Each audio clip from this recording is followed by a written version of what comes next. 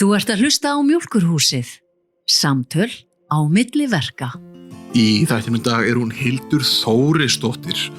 Flestir kannski þekkin af skjám allra landsmanna varðandi Fjarðarheiðargöngin, en hún fráfarandi sveitarstjórnarfulltrúi. Hefur starfað síðan árið 2014 í sveitarstjórn hérna á Austurlandi. Hún býður sig ekki fram núna í komandi sveitarstjórnarkosningum, en hún kom og settist niður hjá okkur og við fórum yfir sögu hérna, hvernig hún endaði hérna fyrir austan, hvernig lífið hefur farið með hana, lífið í rekstri og hvernig það að þjóna samfélagi í svona litlum bæ sem síðan breytist náttúrulega sveitarfélagi Múlaþing.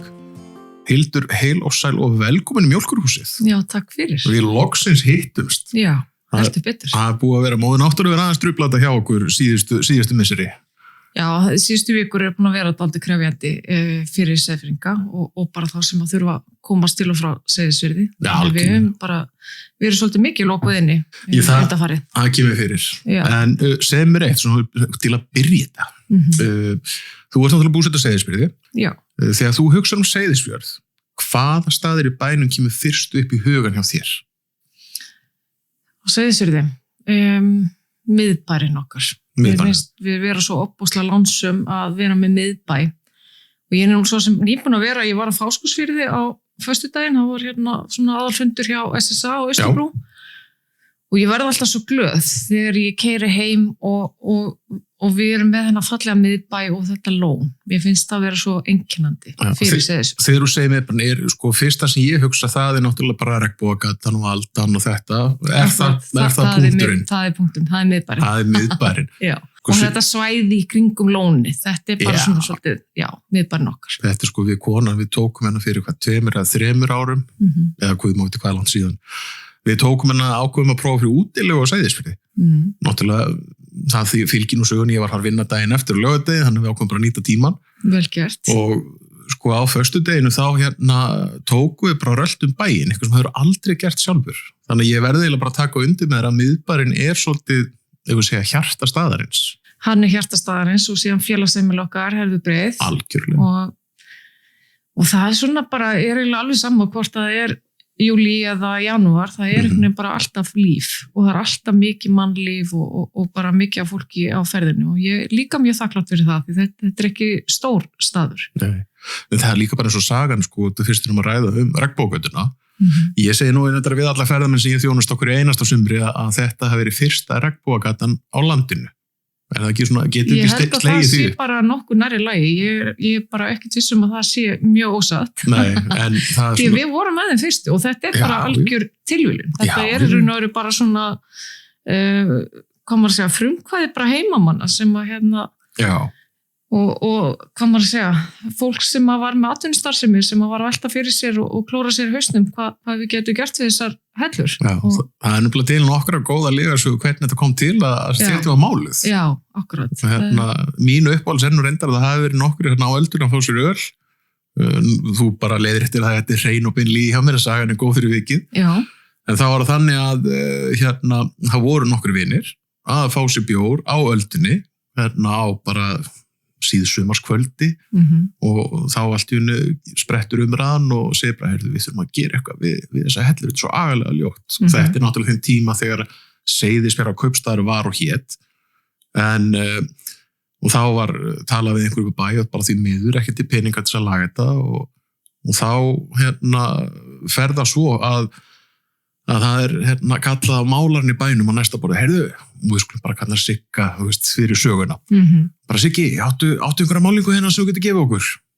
Og þetta náttúrulega vitaskulds hugmynd sem rædd á 4. eða 5. bjór. Þannig að allir orðnir léttir og góður. Allar góðar hugmyndir, þær detta þar inn. Og svo ákveðið að hittast daginn eftir upp úr hádegi og byrja að mála stéttina. Já. Og svona miða við hvernig maður túlkar þú læginu hjá Pippi Mortens, þá svona nokkunni getur maður sagt að sé einhver sannleikskorn í þessu. Sko, það var náttúrulega aldrei eðilega góða sögum í sannleika, en ég bara ekkert vissum, að þetta sé neitt fjarri lagi, Þetta er bara mjög seiðfyrst og þetta verður einhvern veginn bara svona, kemur upp úr tali nokkur að vinna sem að voru að býsnast yfir þessu og leysa þetta svona snilldarlega. Bara algjörlega. Og þetta náttúrulega bara held ég mest myndaða gata á Austurlandi, þannig að þetta bara eitthvað svona algjörlega heima tilbúið. Og það ofta svona, það fallega heimatilbúið því að þetta svo ekta. En það bara, ég tek undir það er náttúrulega með bara eins og mína ferðamenn sem ég hugsa á sumrin sem koma frá Seyðisfirði, aðalega náttúrulega í skemmtir og skipunum. Já. Það stopp 1 og 3 ef þau ekki haft tök og að fara í miðbæinn að fá að sjá það. Absolutt. En herðu, við skulum samt aðeins halda áfram og byrjum kannski að byrjunni. Já. Þú ert, sko, í undirbúningu, þá var náttúrulega að reyna að komast að því hvort þú værir Seyðfirðingur eða ekki, eða aðflutt. Já. Og en í mínum hefur ertu náttúrulega bara Seyðfirðingur. Já. En ertu frá Seyðisfirði? Nei, ég fætt á uppalinn í Reykjavík. Nú ertu en ég held að flestir sé búin að gleyma því, því það er náttúrulega svo rosalega mörg ár síðan ég flytt á Seyðisfirði, það er 97. Já. Sem sagt eftir 8. bekk. Flytt heim bara sko í maí, fer bara beint í bæjavinna. Já. Og það er nú kannski hægt að nefna það á þeim tíma, þegar hann að 14 ára gömul, þá bara vissi ég allar hvar Seyðisfjörður væri sko staddur á landinu. Já. En bara einhvern veginn leið og ég kom að staðinn, þá bara passaði ég inn í samfélagið bara eins og flís við rass og það var svo ótrúlega fallega að tekja á móti mér og ég gleymi því aldrei sko. En það er þannig og fæsti vita það. Ég fædd og uppalinn í Reykjavík. Já. Og áættir sérst, mamma mín úr Reykjavík en pappi minn sérst að norðan, hann frá Hjalteyri. Og svo flytti ég á Seyðisfjörð 1997 og það var mikið gæfuspor. Ég skal trúi því. Flestir sem ég tala hvort sem það sé á vettvangi mjólkurhúsins eða á bara í daglegu tali, þeir sem eru aðfluttir, hvort sem við séum að tala 5 ár, 10, 15, 20 eða 30, Já.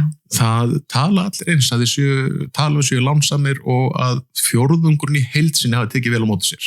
Algjörlega. Ég bara ofsalega hafa mikið sem að búa á Austurlandi. Við náttúrulega kvörtum mikið yfir samgöngum og erum svona býsnast yfir því eðlilega. Jú. En þess fyrir utan, þá þetta bara algjör forrindi að búa hérna og ég bara myndi ekkit annars þar vilja vera, sko. Eða alveg börnin mín annars þar. Nei, en þá líkur nú beinast við til að spyrja og þá frá því þú kemur austur, hvernig var að alast upp þá á Seyðisfirði? Var eitthvað sérstakt? Var eitthvað sérstakt sem í minningunni sem þú manst eða?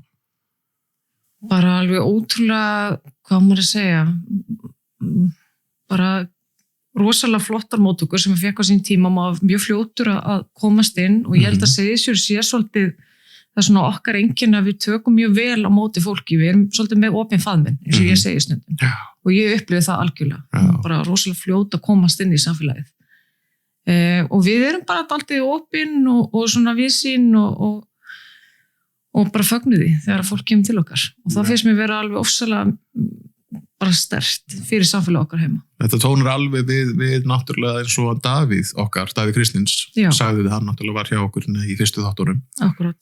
Og náttúrulega við vitnum svona orðum hans orð í sjálfu sér að heimamenn eða fólki kringu því ítiður og vör eða þú farið einhverju hugmynd. Já, það bara sko það svo mikið frjósemi og það er svo mikið gróska og það einhvern veginn allt kraumandi þannig að það er svo auðvelt að framkama það eða koma því bara raungera það eða farið góða hugmynd. Þannig umhverfið einhvern veginn þannig. Já. Var það þannig líka, það sko, ekki það ég vilji endilega vera mála upp einhverja staðalímyndir, en náttúrulega ef við horfum á Seyðisfjörð dagsins í dag, á móti kannski Seyðisfjörð þess tíma þegar þú ert þá 15, 16, 17. Akkurat.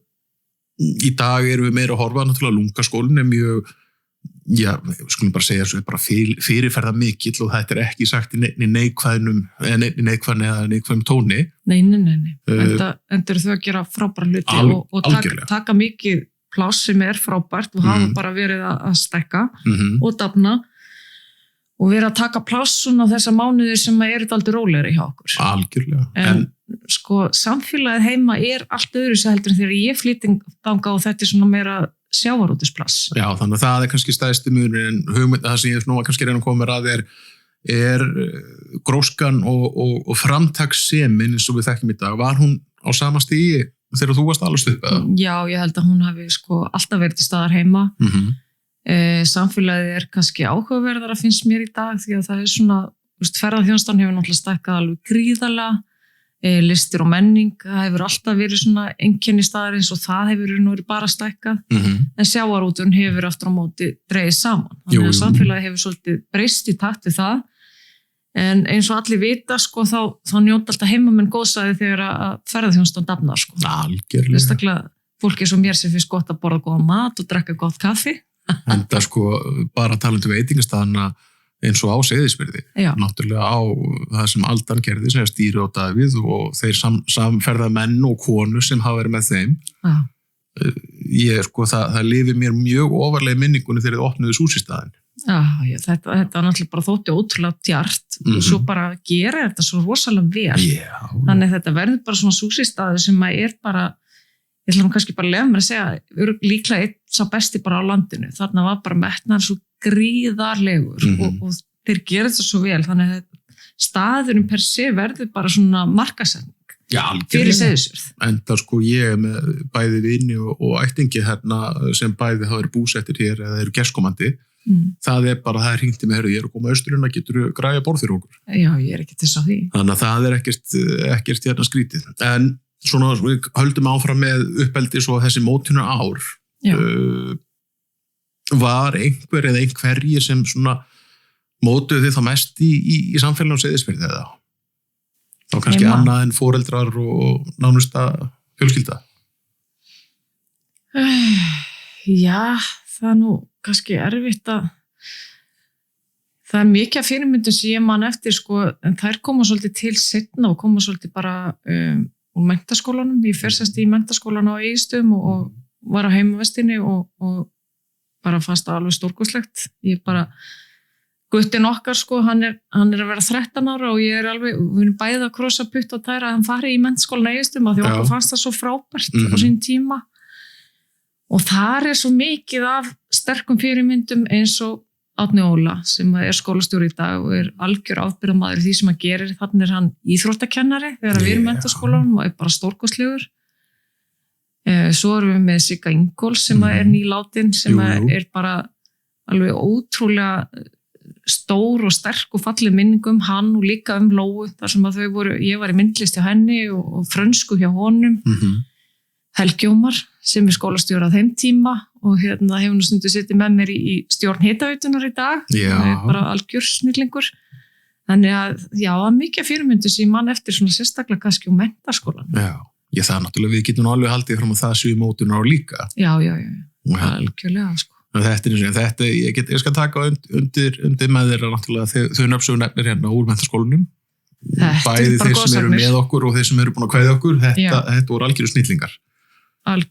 Bara algjörlega og bara markuð bara svolítið svona stór spor hjá manni. Ég sé það alltaf betur og betur eftir því sem ég verði eldri, sko. En það náttúrulega hefur verið, sko, nú náttúrulega út af því ég náttúrulega sjálfur uppalinn fyrir sunnan, hann að ég kynntist aldrei þessum heimavistar feeling. Þú mistur að miklu, það var aðeins. Ég nú maður búin að hlusta nokkur hlaðvarp eins og það á Laugum fyrir norðan og búin að heyra sögur, náttúrulega. Ballamenningin hann alveg í hámarki sem svona, já, það kannski smá leifar hann í dag en þarna bara alveg svona, já, hvað maður að segja, besti tíminn fyrir þau, það stórkostlegt að vita það. Já, og það eins og náttúrulega Egnar sem nefnir Árni Óla. Ég skal viðurkenna að miða við eins og með bara fókusum eingöngu á menntaskólanum á Egilsstöðum. Þau hafa alveg verið duglega að halda bölin. Þetta er orðin kannski meira fast form í dag hjá þeim. En Árni hefur alveg tekið sko gott framfaraskref svona sem maður hugsar í formi foreldris. Já. Að nú blásin og all böl og úlingadrykkja hefur bara gjörsamlega horfið meira og minna á þessum viðbörðum. Þetta bara gjörbreyst og sko menntaskólinn á Egilsstöðum og bara Árni Óla þau hafa bara verið til fyrirmyndar í þessum efnum. Algjörlega. Þannig að, og unga fólki okkar í dag bara, þau eru svo ótrúlega flott, þau eru svo skynsum, þau eru að taka miklu betri ákvarðanir heldur en kannski kynslóðana fyrir ofan. Já, þeir eru alltaf gáðlegri við. Já, ég get alltaf sagt bara eins og með sískinni mín sko þegar ég horfa á þau, það náttúrulega 9 ár og hvað, 10, 12 ár á milli okkar. Já. Bara maður horfið svona hvernig þau að takla lífið maður svona líka, já, ég hef nú betur gert þetta á þessum aldri. Einmitt. En ég sé, ok, en þú ferð þá í menntaskólanum Egilsstöðum, sinni þinn námi væntanlega klárar. Svo eitthvað framhaldsnám eða fórstu eitthvað úr fjórðungnum eftir það eða? Já, sko, ég klára málabraut í menntaskólanum Egilsstöðum og svo fór ég og vann ægilega mikið, var einmitt að vinna á PISA 67, ég sá að Þór var í einum þættirum, Þór og Siggu á sín tíma og var að vinna í apótekinu hér á Egilsstöðum á þeim tíma og svo var ég að vinna í Valaskjálf og Böllum, var að safna mig fyrir förðunarnámi í Danmörku. Fór í það í hálft ár með 2 vinkonum og Björka mínum sem ég er með í dag og lærði förðun og leikhúsförðun og bara kvikmyndabrellu förðun og bara allan pakkan, bara hálfu ári og skemmtum okkur konunglega í Danmörku. Komum síðan heim í smá tíma og vinnum aðeins og svo flyttum við suður, förum í háskóla og þar erum við næstu 7 árum við nám og störf. Ég er fyrirlæri í félagsráðgjöf, tek BA-gráði henni, held síðan strax áfram og tek meistaragráði í mannastjórnun og Björki lærir fornleifafræði og svo erum við bæði að vinna þarna meðfram. Þannig við áttum mjög góð 7 ár og komum síðan aftur heim. Ég kem 2011, Björki er komin aðeins heim á undan mér til þess að vinna verkefni fyrir Seyðisfjarðarkaup minnir mig, fornleifafræðingu á þeim tíma. Og síðan hafa bara liðið, 15 ár. Hvernig var það? Miðað voru fyrir sunnan. Já. Funduð þið að fjörðurinn eða Austurlandi tósaði ykkur að kalla ykkur heim eða bara vildu... Já og nei. Á þessum tímum það langar manni alltaf í eitthvað starra og meira og svona og rosalega gott að koma heim á sumrin og gott að koma heim í jólin en maður öðru sem þengjandi á þessum árum. Þá þarf maður að fara þessi burtu og svo þarf maður að koma aftur heim. Já. Og nú getur maður bara ekki hugsað sér að flytja aftur suður, sko. Nei, ég náttúrulega bara frá mínu sjónarhorni séð, eða sjónarhóli eins og ég hef sagt nú stundum, þetta er ljónu skammaður. Já. Að, með bara ég tala fyrir mig, mitt fólk allt fyrir sunnan og megna mér fjölskyldu, út frá samfélaginu, umhyggjunu sem við höfum, nú er ég kannski meira að horfa allan fjórðungni heilsinum, að hefur kannski mestu reynslun að Seyðisfjörður Egilsstaðir. Akkurat. Að það er ekki mikið sem dregur í mann nema fólki manns að fara aftur suður. Nákvæmlega. Ég á 2 systur mínum þar búa fyrir sunnan og mamma mín líka, svona þegar hún er ekki í sólinni á Kanarí. Hún er að lifa draumnum. Hún er að lifa draumnum og bara mínir ættingjar eru allir meira að minna í Reykjavík og síðan ykkur á Akureyri. En það sem mér finnst svo dýrmætt við að búa hér er að við tilheyrum samfélagi. Algjörlega. Og bara gott dæmi hvað samfélagi heim er gott. Ég er nú búin að labba í vinnuna síðustu daga, eiginlega til neitt, ég er svolítið löt að labba í vinnuna, ég viðurkenni það því að bíllinn var eiginlega bara snjóar inni. Jú. Og ég labba ekkert í vinnuna á þess að einhver stoppi og bjóða mig far, skilurðu. Í Reykjavík gerist þetta ekki. Þar ertu bara svolítið út af fyrir þig þinni vinnu eða þínu námi og þínu vinnum á fjölskyldu, en þú tilheyrir kannski ekki beint samfélagi. Nei, þú ert frekar í þinni búblu. Já, þú ert í lítilli búblu og svo eru ykkur í hlaupahópum og aðrir í ykkurum öðrum áhugamálum. En heima er maður einhvern veginn, og ég gerir ráð fyrir að sé svolítið svipa hér, þar er maður bara í samfélagi og eins og þegar að litli guttinn okkar fættist hérna fyrir ári síðan og það bara svona bráttað í ófærðar ástandi og allt snjóað inni. Þú lentir í því að því hjónin. Já, það var svoleiðis. Þetta er eiginlega alveg lygileg saga. Já. Hvernig var það ef þú vilt segja okkur frá henni? Já, ég var sérst komið 38 vikur leið og var nú svona kannski að vonast þess að ég myndi nú kannski bara klára meðgöngu og bara klára 40 vikur, en það var nú aldrei ekki. Það var búið að vera freka mildu vetur en síðan fór að kaf snjóa. Já. Og það bara hætti ekkert að snjóa. Það bara snjóaði þannig að bara elsta fólk heima og segja sér það man í raun og ekki eftir öðru en snjómagni. Og nú er tengdamamma mín 77 ára, þannig að hún man nú alveg langt aftur. Þannig að fólk bara eiginlega var meira og minna allt bara snjóað inn í húsunum sínum og það voru engin bílar sjáanlegir lengur, það voru bara snjókúlur út allan bæ og svo bara vaknaði ég ég held að það hafi verið mánudagsmorgni og þetta búið að vera alveg ótrúlegur sólarhringur, það brann sko bíll nóttina, Bjarki var á lögguvakt, þannig að hann þurfti að fara í það útkall ásamt slökkviliðinu heima og menn þurfti sko að labba eða fara gönguskíðum í þetta útkall sko, af því það var bara ekki fært innanbæjar. Svo vera rýmingar út af snjóflóðahættu, Bjarki á líki því að hann að vinna fyrir viðstofuna með svo marga hattar sko. Sko við höfum það við söfnum flýspessum. Við gerum, já, eins og Davíð var að lýsa svo vel sko, það bara þannig. Við erum fá og við þurfum svona að gegna svolítið mörgum hlutverkum og gerum það bara flest með glöðugeði. Svo bara vaknaði ég þannig morgunin og það bara fer allt af stað, bara rosalega hratt, bara leiði ég vakna og þá sérst eldri strákun okkar bara komin í skólan, Björk einhvers staðar úti, bara komin á vakt og bara að standa í rýmingum og einhvern stórræðum út af ástandinu í veðrinu og ég bara náttúrulega byrja að hringi hann og hringi síðan fæðingadeildina í Neskustað og stuttasagan svo að rúmum klukkutíma seinna þá drengurinn bara fæddur heima. Já. Þá hann búið að hringja út allt, það búið að moka upp á spítala, það þurfti að moka sjúkrabílinn út, Þorsteinn læknir kallaður út, hann búin að kalla út hana Lukku sem ljósmóðir sem var nýkomin á eftirlaun og gaman að segja frá því, hún tók ná móti Bjarka á sín tíma. Jú. En þau ná ekkert heim, þetta gerist allt svo hratt, þau náttúrulega eðlilega héldu að við myndum kannski hafa einhverja klukkutíma til stefnu, þannig þau eru bara fullu að breyta skurðstofunni bara í fæðingarherbyggi þegar að drengurinn fæðist bara heima og þá var ég nýbúin að hringja Bjarka inn því að hann var úti sveittur að reyna að moka bílinn okkar lausan, þannig að við myndum kannski komast, þó það væri ekki nema bara upp á heilsugæslu ef að sjúkrabílinn myndi ekki komast heim. Já. Og við tekkunum svona á því eftir út frá símtalinu til hans og hvenær drengurinn fættur, hann munar 6 mínútum. 6 mínútum eftir að Bjarki kemur inn, þá hann bara fættur. Já. Ég tek sjálf á mótunum og hann með mér. Og í því sem að hann fæðist, þá kemur Elva Rúnarsdóttir sem hjúkrunarfræðingur til margra ára og í sjúkraflutningunum og Davíð sömuleiðis. Og ég svona grít drenginn og hún tekur svo við honum úr höndanum á mér og svo stuttur seinna þá koma Þorsteinn og Lukka og hjálpa okkur svona með eftirleikin með naflastrengin og skoða drengin og allt það sko.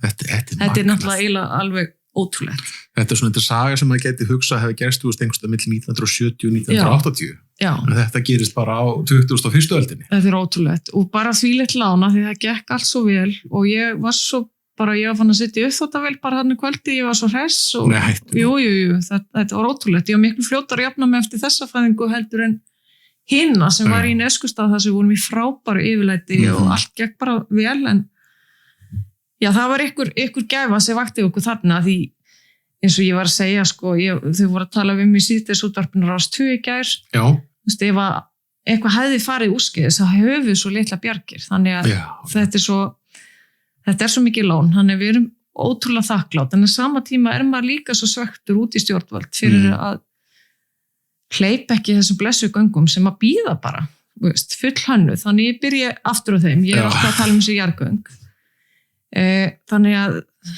og fleiri konur en ég hafa verið að lenda í þessu, að við erum bara annarkvort fastar heima eins og ég, eða að berjast við þungfæra eða ófæra fjarðarheiði, og það ekkert sjálfgefið að fari alltaf vel eins og gerði okkur. Við erum óbáslega þakklátt fyrir það, en þetta hefði líka geta farið bara í skrúuna og enda með ósköpum. Sko. Ég ekkert unglamp lengur, sko. Ég að vera 43 ára núna í loka apríl. Sko, það engin aldur. Nei, en svona, til að reikna spatt, þá það svona, kannski hjálpar það ekki. Já, ég þekki það. Það er nú ekki langt á milli okkar, en við svona fengum alveg að vita þegar mín kona var náttúrulega ólíkt að sína okkar. Að þetta var svona aðeins eldri, þetta var aðeins svona orðin áhægt réttum meðganga hjá þér. Já, einmitt. Bara eftir 36 ára, þá þetta bara held í sjálfgróður en áhættu. Já, svona samkvæmt þessu stöðlum. En ég sé, náttúrulega þegar þessi þáttu kemur út hérna hjá okkur í apríl, þá náttúrulega við erum að tala hérna bara þessa lukku og náttúrulega með samgöngumáli. Þú veist, það ég held að skiptilega engu máli hvar dreipinu fæti á landsbyggðinni, þessum dreifðarabyggðum. Það var náttúrulega bara í fréttum daginn að það var hérna sjúklingu fluttur bara frá Egilsstöðum. Landliðurinn í þessum kvelli sem var ekkert fyrir slöngu síðan þegar allir vegir lokuðust og eins og hérna nú mann ekki hvað hérna framkvæmdastjóri lækninga heitir hjá Heilbrigðisstofnunar Eyjólfur Þorkelsson skrifaði grein það skrifaði mjög góða grein og það var tilefni hérna vegna þess að viðtalsan í gær það var fylgja eftir greinu hans að það þessar aðstæður og Davíð kom svona ágætlega inn að þessar aðstæður sem heilbrigðisstarfsfólkin okkar og björgunarsveitarfólkin gert að starfi og þetta það sem svo óboðlegt að þetta fólk að leggja sitt eigi líf og limi í hættu til þess að koma sjúklingum í örugga höfn. Og náttúrulega fyrir þá sem muna kannski ekki eftir að hafa ekki síðan þessa grein sem við erum að ræða þá í stuttu máli snýrist þetta það að það var sjúklingur sem kom upp á heilsugæslu á Egilsstöðum og það var náttúrulega ekki við þess að fljúga. Það var búið að loka Fagradal niður á sjúkrahúsinu hérna okkar í Neskaupstað. Akkurat. Og þannig að það var tvennt að velja, senda þennan einstakling aftur heim og vona það ekki líffæraskaði og eða kalla út snjóruðningstæki á vegum Vegagerðarinnar, sjúkrabíl og björgunarsveitabíl til að fylgja þessum einstaklingi í Norður Akureyri eða allan langleira norður þar til norðlendingarnir tæki við. Einmitt. Og þessi svaðilförður að tóku rúma 8 klukkutíma að heiman og aftur heim. Tók 8 klukkutíma og rúðuþurrkunar gefa sig. Ég held að það hefur reynda að vera á leiðin heim. Það var í bakaleiðinni hjá sjúkrabílnum, eða ekki? Já, hjá sjúkrabílnum. Þannig að það hægt að virka. Þið getur rétt ímynda ykkur. Það ekkert skygni. Þannig þeir horfa niður á veginn í raun og veru alla leiðina og þetta bara, þetta algjört þrekvirki. En á sama tíma þetta svo mikill ábyrgðarhluti á stjórnvöldum að setja þetta fólk í þessar aðstæður. Það en því miður ná ekki að leysa hér á þessu vettvangi hjá okkur. Nei. En kannski við færum okkur aðeins aftur að þér úr pólitíkinni eða svona þessu eldúrshjali sem að þekkir víða hérna landið. Akkurat. Við erum komin aftur, þeir eru komin aftur heim. Ég sá það hérna undirbúinu og mann eftir því líka hérna, þú varst í rekstri hérna, eða þú komið að rekstri og þeirra verkefnum. Já. Eitthvað sem þú lærðir sérstaklega þegar þú fórst á stað og kannski segir okkur frá hvað þú varst að brasa? Hörðu, ég ákvað bara að stofna vefverslun og það náttúrulega alltaf mikill skóli þegar fólk ákveður að stofna kennitölu og rekstur í kringum það. Og hérna var að selja bara svona, vörur fyrir heimili og barnavörur og húðvörur og bara ótrúlega skemmtilegt og bara mikil reynsla. Þetta ég raun og veru alveg sama hvað þú ert að gera í rekstri, þetta alltaf miklu meira umfang heldur en þú sérð fyrir þér. Jú. Ég held að þetta ótrúlega einfalt og lítið að reka vefverslun en í raun og veru þetta mikið flóknara og meira utanumhald heldur en svona því óra fyrir því þú ert að fara að staða, sko.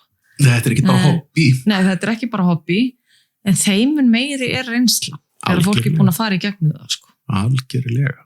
Nei, það bara ég held að það sjálf rétti við allir sem fara á stað með eitthvað svona hvað þá þegar við tölum aftur hið opinbera, skila verið söka, tala við ásreikningi og staðgreiðslu og svo framvegis, sko. Það bara, þetta rosalega mikill skóli og í raun og veru var alltaf, sko, mín plön voru alltaf þau að ég myndi stofna líka verslun bara á staðnum eða á Egilsstöðum fyrir það. En síðan bara tóku kannski örlín bara svolítið inn í og ekkert löngu eftir ég stofnaði vefverslun og þá var ég blötuði að leiða seiðsalistan heima og við unnum kosningarnar dálítið stórt, það var 2018. Og þá bara svona erum við komin í það verkefni bara að reka sveitarfélagið. Og það alveg, eins og þeir vita sem hafa reynt, það svona verkefni sem að tekur bara yfir allt og alveg gríðarlega mörg horn að líta og mörg að huga ef þú vilt gera eitthvað og koma hlutum á hreyfingu. Algjörlega. Þannig að það varð kannski aldrei úr því að ég opnaði þessa búð eins og ég ætlaði með því að það tók svolítið bara yfir. Og því var það bara, fyrstu það bara áskorunum að koma þá í sveitapólitíkina eða sveitastjórn Já, í raun og veru. Það kemur kannski fyrst í mín 2014 þegar að segja sjálf listin var settur saman og þá var mér búið að leiða listan en ég þáði það búið ekki þá var drengurinn okkar eldri, þá var hann 1 árs og ég bað 3. sætið og fer þá inn bara sem varamanniski en það reynda tölvert á það því að samstarfskonu mínar önnur fór í fæðingarólof og hinn þurfti að fara í krabbameinsmeðferð þannig að ég fór svolítið mikið bara inn fyrir þær og listi þar af og svo tek ég oddvitasætið þarna 2018 og við vinnum bara hreina meirihluta, fáum hana 4 menn á 7 og síðan göngum við inn í þessa sammenningu, við erum nú verið ítum því eða göngum inn í þá vinnu, þessi sammenningaferli var. Já, sammenningaferli fyrir Múlaþing þá. Já, sem að síðan svona raungerist þarna í loka árs 2020. Já, þannig að þá í rauninni, þú bara velta fyrir mér sko, þú kemur inn 2014, ert enn þannig það en dag sem sveitarstjórnar fulltrúi. Já. Nema nú ég að fara að hætta. Nú ertu að fara að hætta. Ég að klára bara síðustu mánuðin og þetta hefur verið bara svona mitt líf og yndi síðan ár og mikil ástríða eins og kannski heyrir. Ég hef verið svona vakin og sofin yfir þessum málum og þetta gríðarlega skemmtilegt. Þetta miklu skemmtilegra heldur fólk heldur. Algjörlega. En þetta eins og annað, þetta ekki hobby. Þetta mjög mikil vinna og þú þarft að leggja þig mikið fram til þess að koma vel inn í mál. Verður þetta ekki bara hluti af áhugamálum í leiðinni? Svona ef maður spyr bara beint út. Jú. Og ég get ekki ímyndað með svona ef þessi leið liggur fyrir mann sjálfan til þess einn daginn. Já. Ég rekna ekki með að maður sé að fara mikið bara út á hjóla bara því að það eru gaman að því eða sinna sínum áhugamálum. Nei, þetta tekur svolítið yfir og þess vegna meðal annars fannst mér þetta bara orðið gott. Nú þetta bara að vera 12 ár sem að byrjaði í þessu á sín tíma og ég á ákveðum mál svona svo að mála, ég svolítið í vasslitum og tek myndir og svona með svona listarinnar hlið sem ég langar að hafa meiri tíma til þess að geta sinn. Alveg hygglust, enda og líka bara taka þátt í uppeldi barna sína. Nákvæmlega. Það náttúrulega eitthvað sem svona, það verkefni sem gleymist ansi oft að manni finnst og ég veit ekki fyrir mínu parti, ég stundu gleymi því. Og við bara öll, en sá tími kemur ekki aftur sko. Algjörlega. Og þessi. Maður þarf að staldra við og njóta þeirra. Nú maður aftur komið með lítið barn, þannig að ég hef einsett mér það að njóta næstu ára meðan maður getur. Ég bara hygglust. En við erum komin inn í þennan tíma, þetta 12 ára ferðalag sem fer nú senn að ljúka. Fannst þér einhvern tíman eða var eitthvað erfitt eða eins og ég reita þetta niður í höfuna, hvað var erfiðast að vinna fyrir samfélagið sitt? Sko, mér fannst þetta hefur verið ótrúlega eðlislagt í raun og veru fyrir mig og ég vil stundum meina það að þeir sem eru bestir í svona störfum það ekki endilega fólki sem langar mest til þess að vinna við stjórnmál eða sveitarstjórnarmál, það kannski frekar fólki sem kallað til þessara verka vegna þess að það þá kannski fólki sem svona átt að segja á því að þetta nú bara samfélagsvinna. Þannig mér fannst nú verkefnin ekkit erfið á þeim tíma. Við tókum vorum bara með svolítið stór markmið þannig að 2018 og mér fannst þetta allt mjög skemmtilegt en það sem að kannski skyggði á þá og við fengum, hvað maður að segja, dálítið svona rætin minnihluta gegn okkur og sem var svona helgast kannski að því að það voru sömu flokkar að stjórna heima ofsalega lengi í 40 ár. Já. Og þá voru bara fólk svolítið bara vandi í að ráða og stjórna og allt það. Þannig að ég held að þau hafa bara fengið dálítið mikið áfall þegar að þessi niðurstaða bara komi upp að þarna kemur bara nýtt afl og við erum bara komið hreina meirihluta. Já. Þannig að menn lögðu sér svona mikið fram það að við fengi á tortryggja öll mál og það var allt kært sem að hægt var ég held að þetta verið 7 eða 8 stjórnsýslukærur á þessu 2,5 ári og svona það var ekki stemming í minnihlutunum og þau lögðu sig fram að þvælast fyrir málum og mér finnst það svona sárt þegar ég horfi aftur vegna þess að hvað sem nú ég minnihluta í dag og hvað sem ert í meirihluta að minnihluta, við erum alltaf að starfa fyrir samfélagið. Algjörlega og það ekki, ég ætla ekki að fara mér en ég get sagt svona út af þegar maður horfir alltaf, það eru margir sem kveiki getur perinu hvað munurinn á landspólitík og sveitarstjórnarstiginu Já. Það sem svona hefur heillað mig og mér þótt vera fallegast á sveitarstjórnarstiginu náttúrulega það eins og við höfum oft orðið vitni að bara á síðustu 20 árum að í landspólitíkinni ekkert mál að sundra þinginu og fara svona kosningar aftur sem að kosta okkur 0,5 milljarða landsvísu en í sveitarstjórnarstiginu ertu bara að þú situr upp með þessa kjörnu fulltrúa næstu 4 ár hvað sem tímabili langt hverju sinni Algjörlega. Og ef það nútur þá verður þú bara að gjöra sér leysan og bara takast á við þessu bara eins og mannvera. Akkurat. Og það eins og ég segi alltaf, það mjög eðlilegt að vera ósammála og takast á. Það bara lýðræðið bara, og það rosalega heilbrigt og ég hef alltaf haft það hugfast í minni hluta í sveitarstjórn Múlaþings. Það svo mikilvægt að hafa það hugfast að flesti sem gefa kosta sér í svona störf, þeir að gera það fyrir samfélagið. Algjörlega. Og við alltaf að vinna að framförum fyrir íbúa í samfélaginu, þannig maður má ekki láta sitt eigið ego eða einhver sárindi þvælast fyrir verkefnunum. Þau alltaf aðalmálið. Mér fannst þeim takast illa upp með það í minnulutanum á Seyðisfirði á sín tíma og ég held að flesti sem áttu hlutamáli hafa átt að sig á því að þau fóru offari og þetta var kannski meira rætið heldur en eitthvað annað. En þetta oft svona í pólitík og mér finnst það miður vegna þess að það þjónar ekki samfélaginu.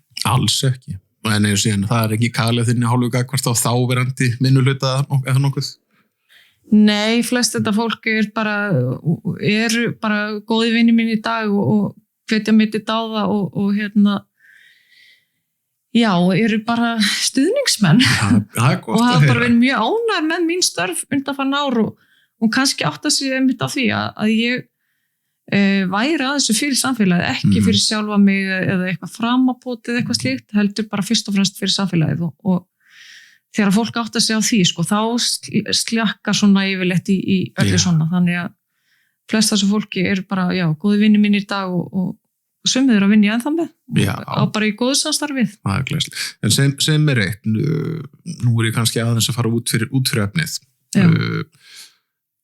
Náttúrulega við vitum það bæði og þú þekkir kannski manna best að náttúrulega að staða sveitarstjórnarfulltrúa allavega í dag hjá Múlaþingi, þetta náttúrulega ekki full staða eða 100% vinna. Nei. Ekki á launaseðli en það vissulega í verkum. Já, ég hef nú átt þetta samtal við þó nokkuð marga kjörna fulltrúa sjálfur gegnum árin og horfi alltaf til Reykjavíkur í þessum málum. Einmitt. Það sem ég að koma út mér að mín skoðinu svo að þegar sveitafélag með kjörna fulltrúa þá þætti mér það eðlilegast til þess að fá mesta átpútið eða svona sem mestan árangur út af þeim kjörna fulltrúum að þeir væri full starfi. Náttúrulega vitaskuld það ekki hægt í mörgum sveitafélagum vegna stærðar eða smækðar. Einmitt. Telur þú svona ef ég spyrði mjög óábyrgt, telur þú að það væri hægt að koma því kring núna þar sem við búum núna í stóru samvinnu við sveitafélagi að það væri framtíð að sína að koma kjörnum fulltrúum í fullt starfa sinna samfélaginu? Það var alltaf markmið Múlaþings þegar við vorum að vinna að sammenningunni að þetta hærri prósenta og þetta ekki þetta ekki svona, hvað maður að segja, meðhundla sem eitthvað áhugamál, heldur sem bara alvöru vinna og þetta bara alvöru vinna. Algjörlega. Og við viljum fá fólki í þetta sem umgengst þetta bara af mikilli alvöru og samviskusemi. Þannig að við launin voru hækkuð töluvert, þannig að þetta kannski milli 40 og 50% hlutfall fyrir svona almennan kjörin fulltrúa í dag og svo þetta meira fyrir það sem bera aukna ábyrgð eins og forseta sveitarstjórnar.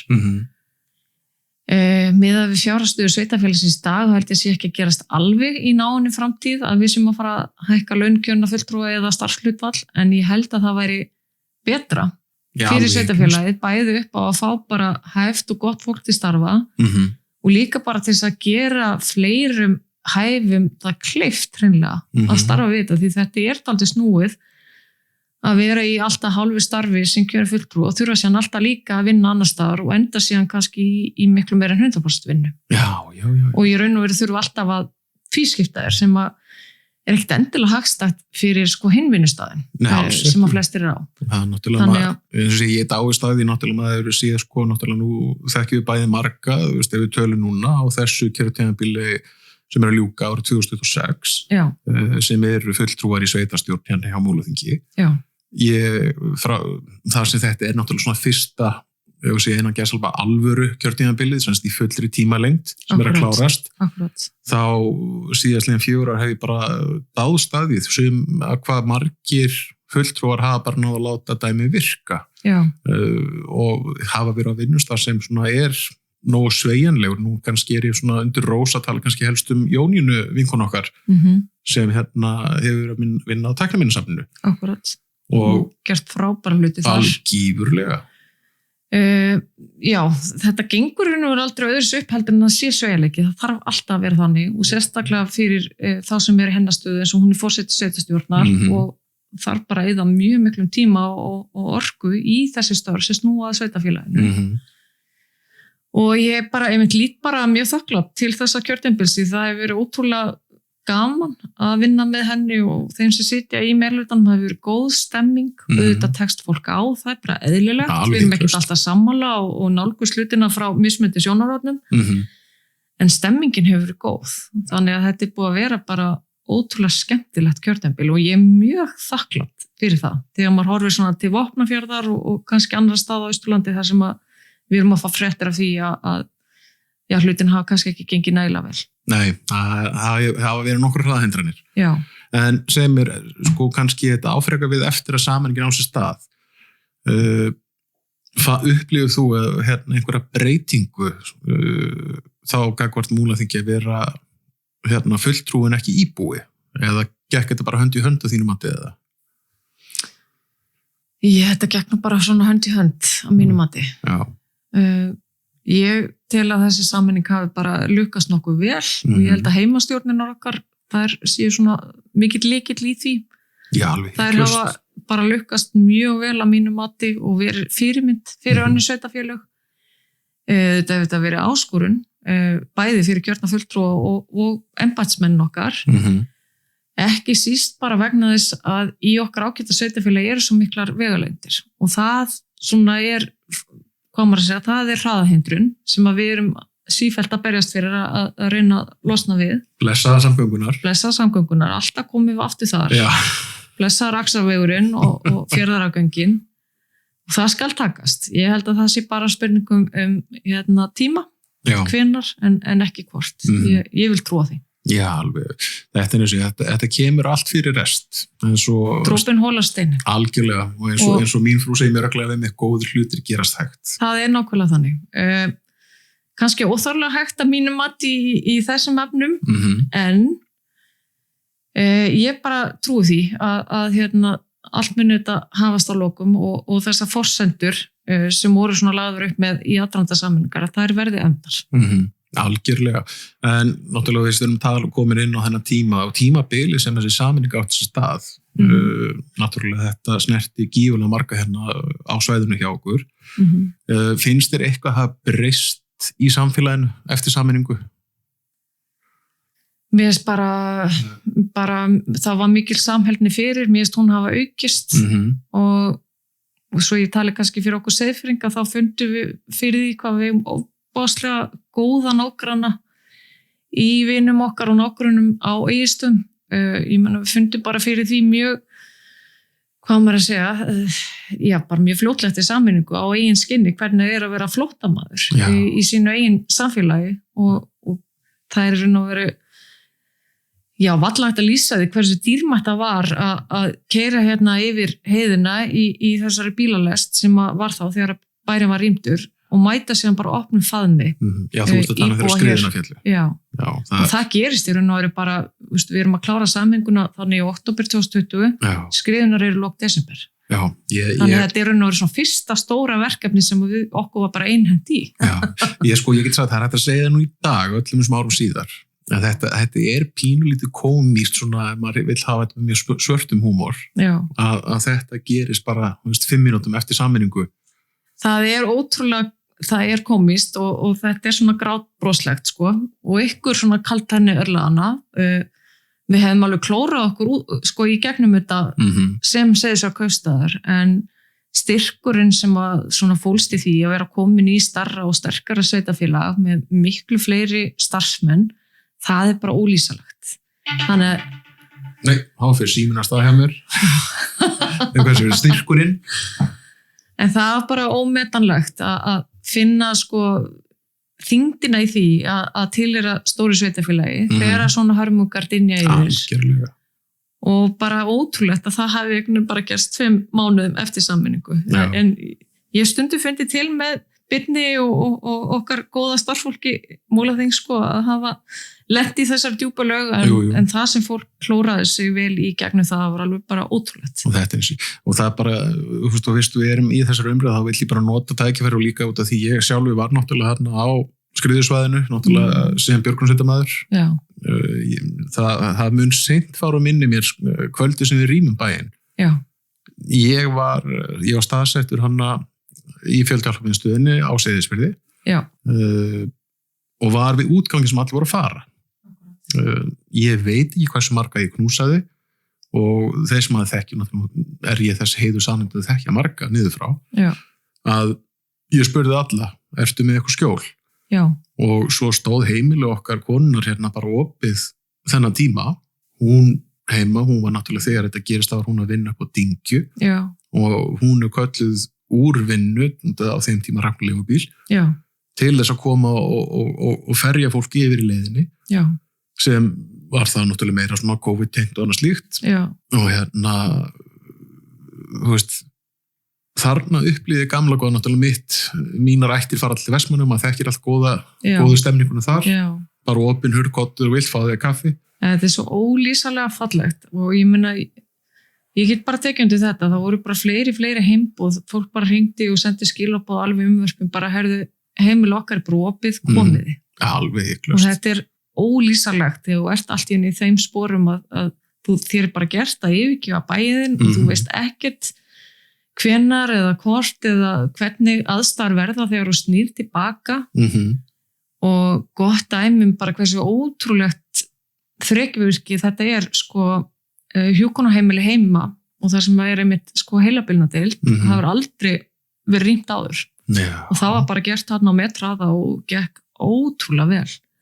Þökk sé bara ótrúlega starfsfólki og meðal hans konu þinni. Já, það er eins og hún hérna, þetta eins og þetta var þessi tími sko maður hugsa allan frá náttúrulega, ég get aldrei tjáð mig þetta vegna þess að sko þú sem íbúi þú hefur ákveðna upplifun.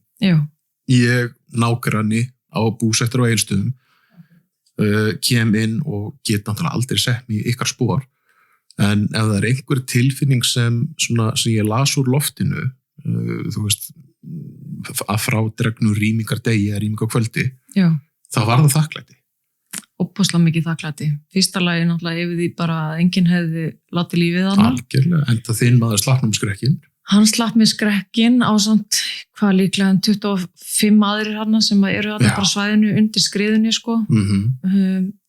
Sem betur fyrir vissi ekki hvað hann var ákkurat þegar skriðan fjall niður. En hann hafði bara ekkert verið heima bara dögum saman, hann var bara út að vinna eins og allir aðrir sem að vettlingi gátu valdið og voru viðbragðsaðilar, hvað sem það var björgunarsveit eða slökkvilið eða lögreglan eða aðrir sko.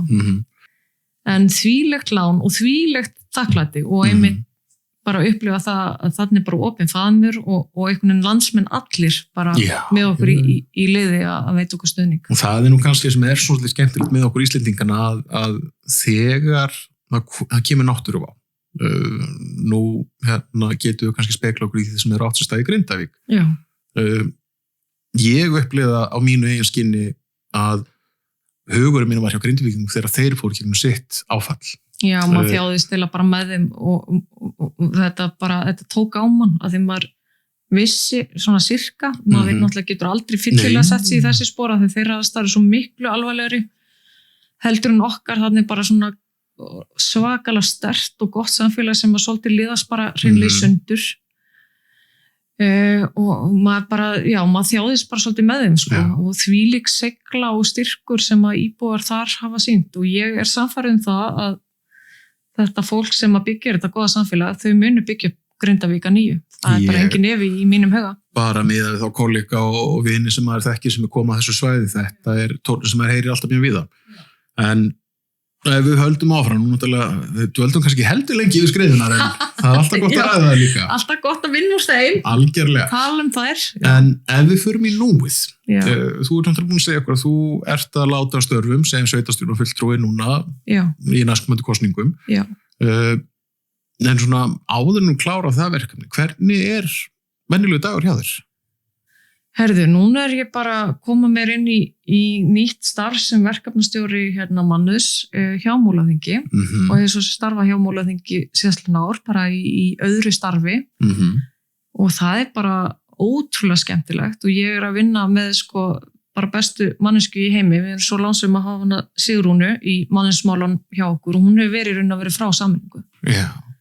Þannig að hún bara minn mentor þessa dagana og bara við erum að vinna með fjöldanum öllum af starfsfólki Múlaþings og það nóg að gera. Að ótrúlustu verkefnum, það bara nóg að gera þessa dagana. Þannig að flesti dagar náttúrulega bara, maður vakna með litla kallinum sínum og svo kemur maður sér í vinnuna og flesta daga vinn ég á skrifstofunni niður frá.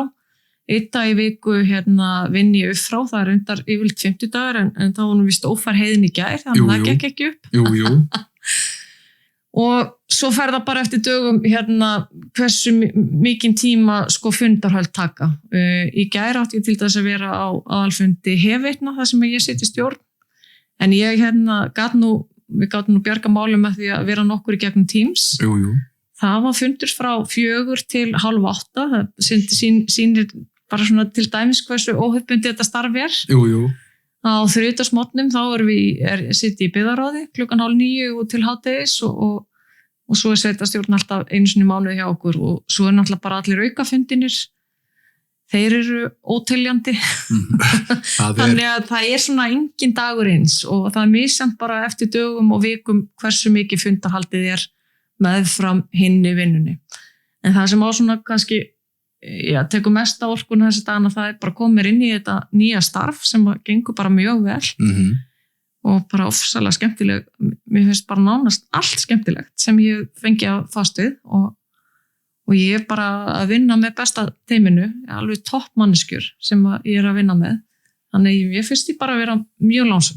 Ég spennt fyrir framhaldinu. Það gott það kannski gömul mýta og ný. Það náttúrulega eins og lýsistarfinu, þá greinilega hefur gaman að þessu og elskar það sem þú ert að fara að gera. Já, ég hef mjög gaman að þessu. Þannig að þú ert ekki að fara að eyða dögunum í vinnu heldur í einhverja skemmtun. Já, bara flesta því sem ég bara tekst á við og ég held að Sigrún sér það líka, finnst okkur bara ótrúlega skemmtilegt og gefandi. Þannig að ég held að við séum bara alveg við erum á réttum stað. Já, það líkilegt. En að lokum að við slítum þessu hjá okkur, þá langar að spyrja, þegar þú hugsa Seyðisfjörð í dag, hvað vonar að verði enn til staðar eftir 10 ár? Eða kannski verði komið? Ég vona náttúrulega bara samheldnin og þessi mikla gróska sem að einkenni samfélagið á Seyðisfirði í dag, það verði ennþá til staðar og ég full að trúa því. Ég var náttúrulega vonast til þess að þessi blessuðu jarðgöng að það útboðið væri nú fara að stað, við værum kannski byrjuð þegar ég myndi nú hætta, það var nú alltaf planið að hætta á einhvern tímapunkti eftir 2-3 kjörtímabil, en ég trú ekki öðru en að það verið búið að bora þannig gegn eftir 10 ár og við getum bara óhindrað farið á milli hverfa og ég kalli þetta bara hverfi, við erum bara hverfi í sama sveitarfélaginu. Við erum að fara með börnin okkar á milli íþróttaæfingar og þið eru að koma til þess að fá okkur fara út að borða eða fara í bíó eða sækja listsýningar eða nota íþróttahúsið, skella ykkur í Stafdal. Að þetta flæði verði bara óhindrað eftir 10 ár og við getum nýtt þessa styrkleika sem eru bæði hér og niður frá og orðið miklu sterkari saman. Ég trúi því. Frábær lokaorð. Hildur, takk innilega fyrir tímaðinn. Takk fyrir mig. Við þökkum Hildi kærlega fyrir að koma og setjast niður með okkur í Mjólkurhúsinu og gefa sér tíma á milli verka. Það greinilegt á hennar hjarta það slær fyrir sveitafélaginu, hvort sem það sé sem sveitarstjórnarfulltrúi eða bara sem íbúi. Hún hefur haft kjark til þess að framfylgja þeim verkum sem hafa komið til hennar og hefur magnaða sögu að segja. Við óskum henni sömuleiðis góðs gengis í 9 verkum eftir hún hættir í sveitarstjórn. Mjólkurhúsið unnið í samstarfi við Austurfrétt sem viljum þakka fyrir stuðningin. Þangað til næst, takk fyrir að hlusta.